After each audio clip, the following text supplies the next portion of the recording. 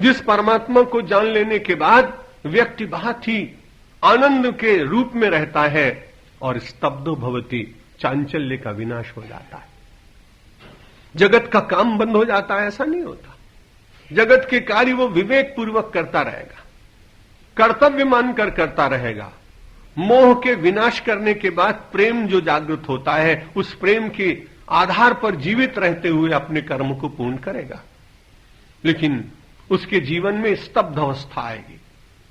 अंतर से वो विचार कर सकेगा कि ये कौन सा कार्य मेरे लिए ठीक है और कौन सा कार्य मेरे लिए ठीक नहीं। उचित और अनुचित के निर्णय करने की शक्ति भी भक्ति के द्वारा जागती है।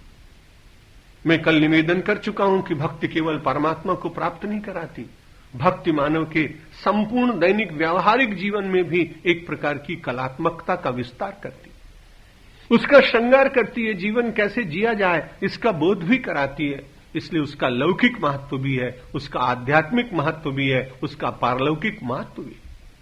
इस महत्व की स्थापना करने के लिए ही तो बड़े बड़े ऋषियों ने अपने जीवन की संपूर्ण साधना समर्पित करने के बाद इन सूत्रों की रचना की।